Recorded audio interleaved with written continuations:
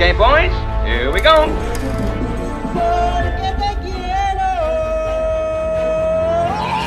Halo guys, kembali lagi bersama Mimin di Celengan Film. Apa kabar nih kalian? Ya semoga selalu sehat dan bahagia ya. Oke, di kesempatan kali ini Mimin akan membahas alur film yang berjudul Hansen and the Beast 2017. Tanpa berlama-lama lagi, yuk mari kita menonton. Film ini diawali di sebuah restoran mewah di mana ada seorang pria dengan setelan jas warna biru dan di hadapannya ada seorang wanita mengenakan gaun berwarna krem. Bukannya makan dengan romantis, keduanya terlibat saling cekcok bahkan memaki hingga menyita perhatian pengunjung yang lainnya. 撒呀叫的，装什么明星啊？我把酒子懂了于里香，铲屎的嘛。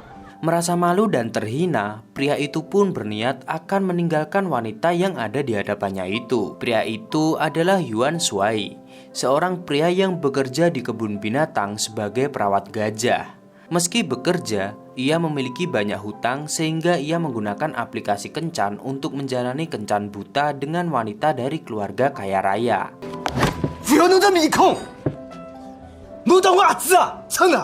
Saat ia kembali ke kebun binatang di mana ia tinggal, ia merasa ada yang mengikutinya dari belakang. Ternyata benar saja, ada seorang wanita cantik yang sedari tadi mengikutinya bahkan hingga dirinya pulang ke kebun binatang. Wanita cantik itu adalah siluman rubah putih yang bernama Bai Xianchu. Sesampainya di kebun binatang, Yuan Shuai langsung melakukan pekerjaannya mulai dari memberi makan hingga membersihkan kotoran gajah yang dirawatnya. Tiba-tiba saat melewati kandang gajah, ia mendengar suara aneh, tapi saat dicek olehnya, tidak ada apa-apa. Keesokan harinya saat akan kembali melakukan kencan buta, ia tiba-tiba di video call oleh ayahnya. Tapi ayahnya yang sakit jiwa membicarakan hal yang sepertinya sangat ngelantur, bahkan mengatakan nasib bumi di tangan putranya itu. Tiba-tiba telepon pun terhenti gara-gara ayah Yuan Shuai berkelahi dengan pasien lain. Melihat hal itu, Yuan Shuai pun sempat kesal karena ayahnya diperlakukan tidak baik, bahkan sempat ditendang oleh pasien lain.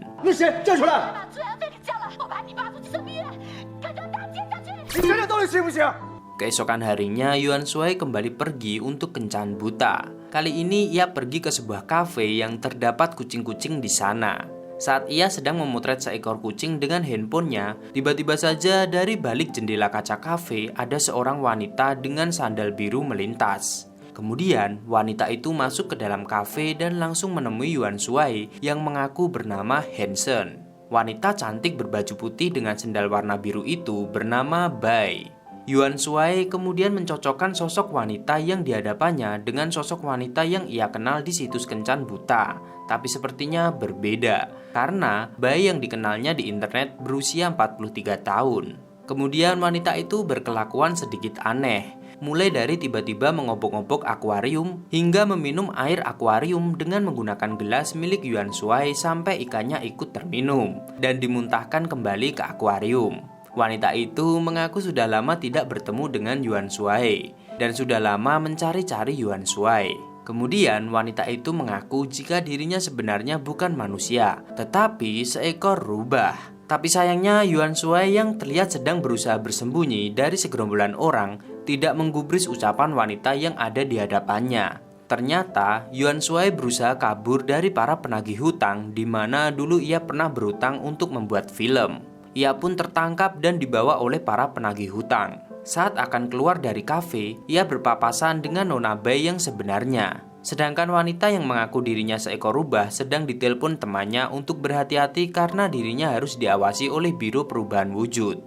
Yuan Shuai yang sempat ditangkap dan hampir saja dihabisi oleh gerombolan penagih hutang, akhirnya dilepaskan kembali karena berjanji akan membayar hutangnya setelah berkencan buta dengan wanita kaya raya.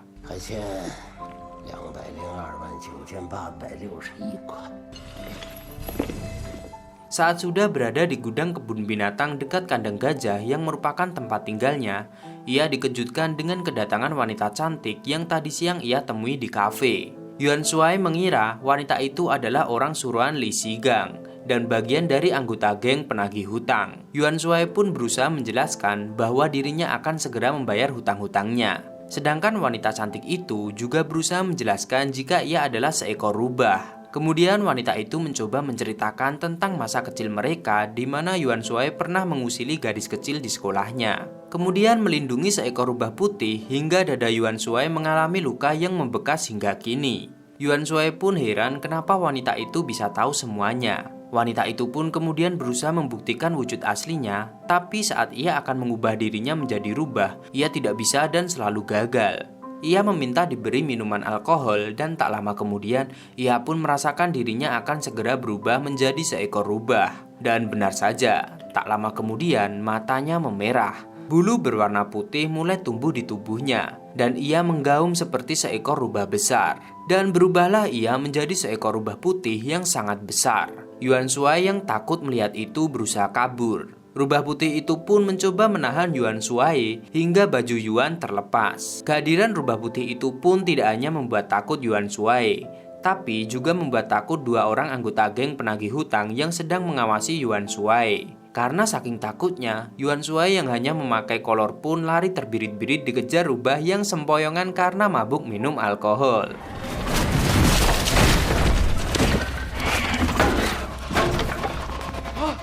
Sedangkan di tempat lain, gerak-gerik siluman rubah putih yang bernama Bai Xianchu terus diawasi oleh Biro Perubahan Wujud sebagai perubahan wujud ilegal. Karena telah memasuki pemukiman penduduk, maka para agen rahasia Biro Perubahan Wujud pun melakukan pengejaran kepada Bai Xianchu. Kapten Hong Xichong dari Biro Perubahan Wujud pun kemudian menyelamatkan Yuan Shuai yang terjatuh dari atas gedung saat menghindari kejaran rubah putih.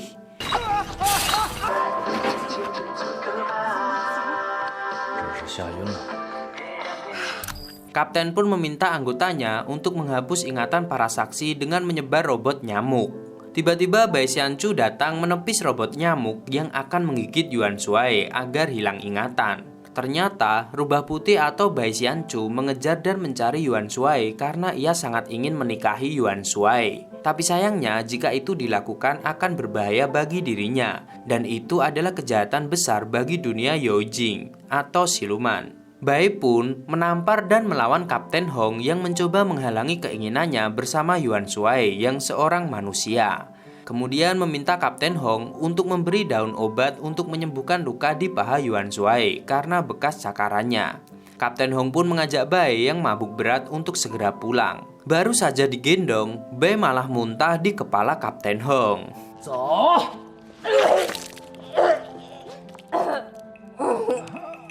Keesokan harinya, Yuan Shuai yang ditinggalkan sendirian tergeletak tanpa pakaian menjadi tontonan banyak warga. Bahkan warga yang kebanyakan ibu-ibu itu memotret dengan HP sambil menggoda meminta Yuan tidur di kamar mereka saja daripada tidur di jalan. Yuan yang sadar pun kaget dan langsung kabur dari kejaran ibu-ibu.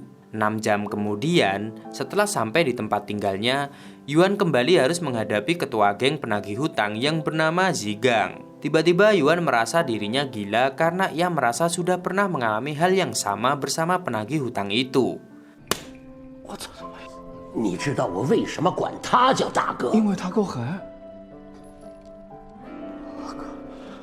Kemudian, Bai datang menolong Yuan. Tapi melihat Yuan yang linglung, ia menuduh Kapten Hong membiarkan nyamuk penghapus ingatan menggigit Yuan. Tapi tiba-tiba Yuan ingat jika Bai adalah seekor rubah. Bai pun berusaha melindungi Yuan yang akan diajar oleh anak buah Zigang. Kemudian geng penagih hutang dan Yuan pun lari kocar-kacir setelah melihat Bai yang berubah wujud menjadi setengah rubah.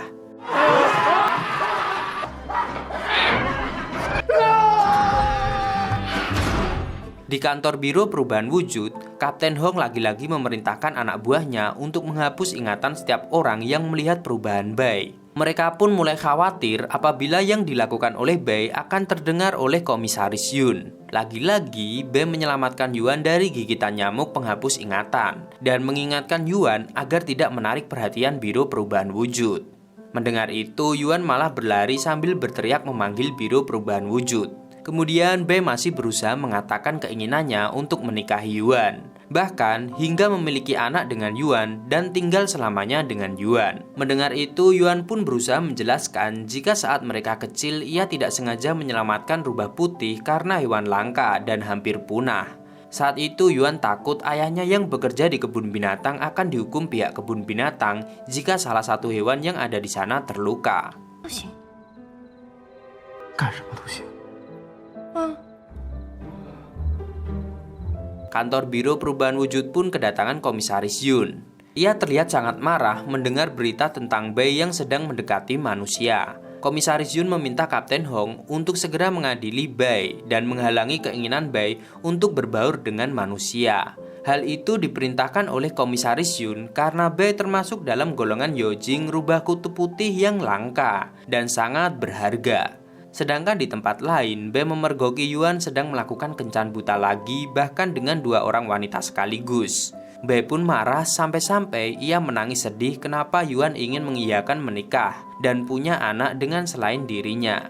Melihat itu Yuan pun jadi ikut marah. Ia merasa Bai yang dianggapnya monster tidak tahu apa-apa soal perasaannya dan apa yang ia butuhkan, apalagi saat ini dirinya sedang terlilit hutang dan ayahnya di rumah sakit jiwa.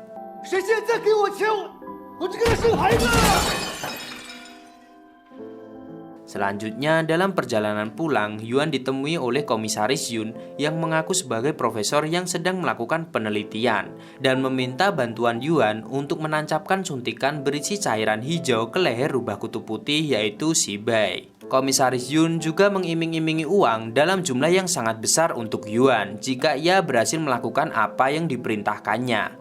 Yuan pun pergi ke sebuah pasar malam. Di sana ia bertemu dengan Bai yang sedang memunguti botol plastik bekas layaknya pemulung hanya demi mencari uang untuk Yuan.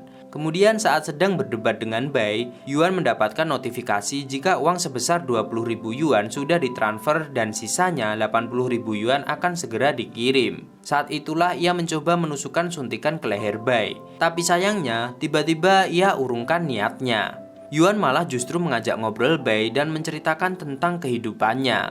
连你老爸的棺材本的钱都搭上了，老爸哭晕在派出所，醒来的时候就疯了。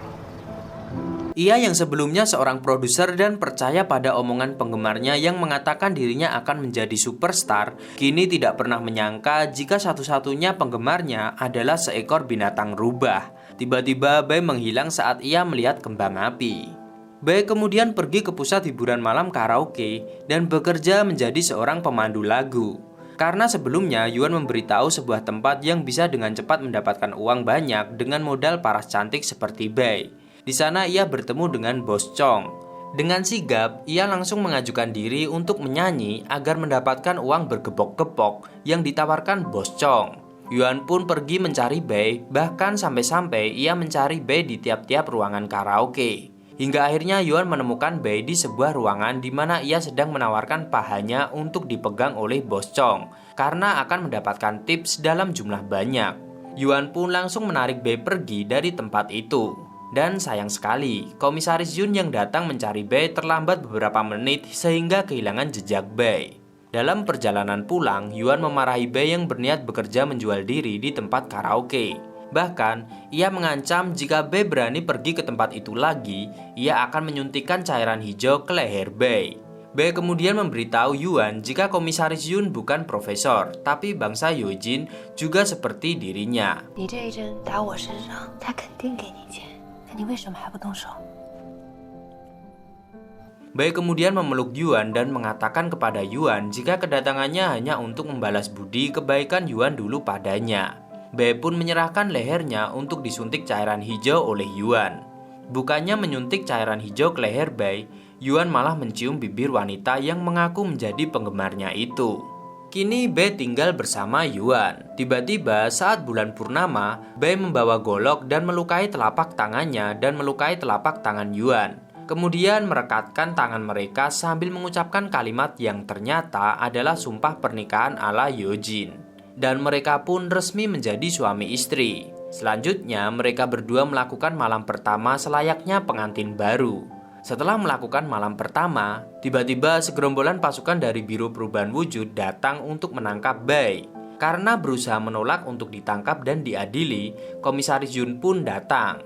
Tak lama disusul Kapten Hong yang memohon untuk mengadili Bai secara pribadi. Kapten Hong berpura-pura memarahi Bei di depan Komisaris Yun agar bisa mengacaukan suasana dan membantu Bei kabur.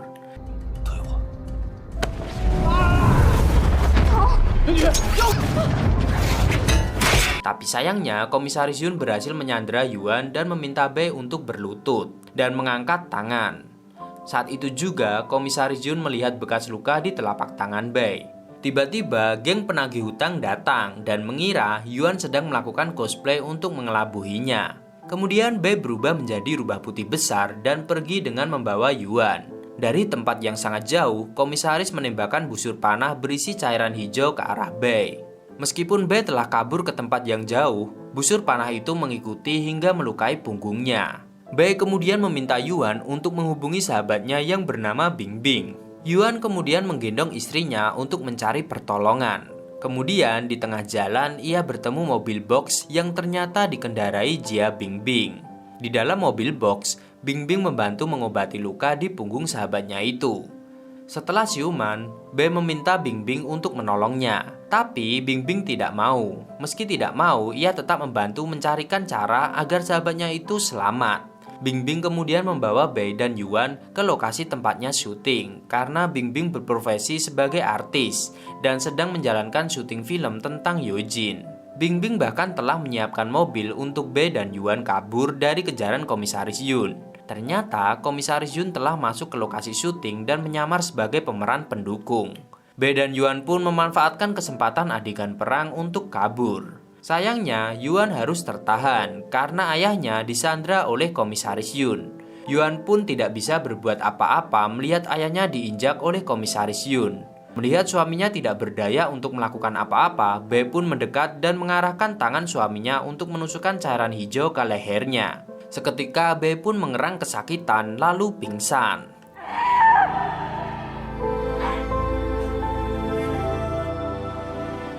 Tiga bulan kemudian, Yuan hidup serba kecukupan. Saat ia menemui ayahnya di rumah sakit jiwa, ia dimarahi oleh ayahnya dan diminta untuk mencari di mana Bei berada. Yuan pun memeluk ayahnya sambil meneteskan air mata. Dan tidak sengaja ia menemukan rekaman percakapan video ayahnya dengan Bei. Selanjutnya ia pergi ke tempat tinggalnya dulu di kebun binatang. Di sana tanpa sengaja ia bertemu dengan Kapten Hong.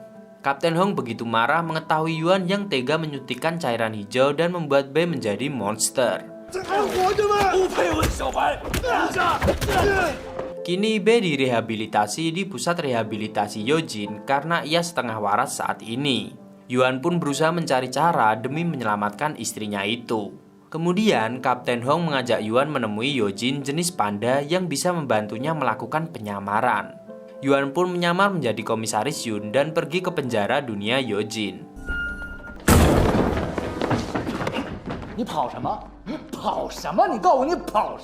Kemudian Yuan dan Kapten Hong yang sedang melakukan penyamaran minta diantar oleh sipir ke tempat Bei ditahan. Yuan pun menyaksikan Bei dirantai dengan rantai yang sangat besar dan kuat. Ia terlihat seperti monster dengan baju warna orange. Di dalam sel, Yuan yang mencoba mengingatkan Bei pada dirinya justru terus diserang oleh Bei. Yuan berusaha mengingatkan semua hal kepada Bei, bahkan ia menunjukkan telapak tangan bekas luka tanda pernikahan mereka. Yuan menangis menyesali yang telah ia lakukan menyuntikkan racun ke leher istrinya waktu itu. Kemudian, Yuan mencium bibir Bei. Ternyata, ciuman itu sedikit memudarkan racun di tubuh istrinya itu.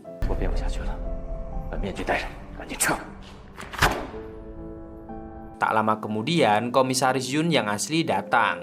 Sambil membawa keluar Bei, ia menuduh Komisaris Yun adalah Kapten Hong yang sedang menyamar. Hal itu pun membuat orang-orang di sana bingung siapa yang asli dari mereka berdua. Tiba-tiba untuk menunjukkan keasliannya, Komisaris Yun mengeluarkan sayapnya. Dan Yuan yang tidak memiliki sayap mencari cara dengan berpura-pura tidak menunjukkan sayapnya ke sembarang orang. Tapi sayangnya, tiba-tiba Bei malah menampar wajah Yuan. Dan topeng wajah Komisaris Yun yang terpasang di wajahnya pun terlepas. Yuan pun tertangkap, tapi tiba-tiba 4 orang geng penagih hutang muncul. Ternyata selama ini mereka ditahan karena saat syuting dikira bangsa Yojin. Salah satu dari mereka kemudian membuka tuas utama untuk membuka seluruh pintu tahanan. Kini seluruh tahanan pun bebas. Kekacauan pun terjadi.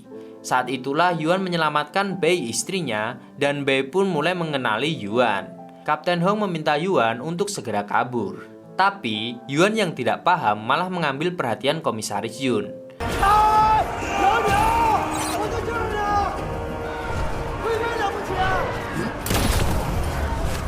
Selanjutnya, Kapten Hong menolong Yuan dengan menjatuhkan Komisaris Yun dan membiarkannya diserang banyak Yojin. Kemudian, saat semuanya sudah terkapar, termasuk Komisaris Yun yang sudah terluka parah, tapi ia berusaha berdiri untuk menghabisi Bei pun dihalangi oleh Yuan.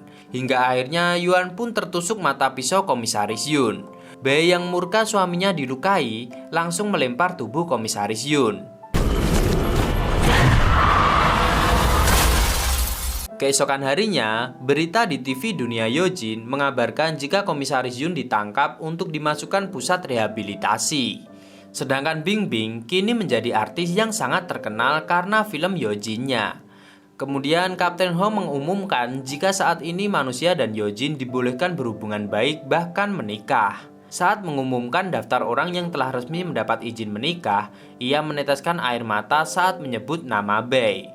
Setahun kemudian, lahirlah anak Bei dan Yuan yang diberi nama Destiny. Dan film pun tamat. Dari film cinta antara Yuan dan Bei, ya intinya kalau kalian suka sama seseorang, gak usah lihat dari tampilan fisiknya, dari mana datang dan asalnya. Yang penting hati dan usahanya untuk kalian. Ya enggak, ya iyalah. Dan salam bucin.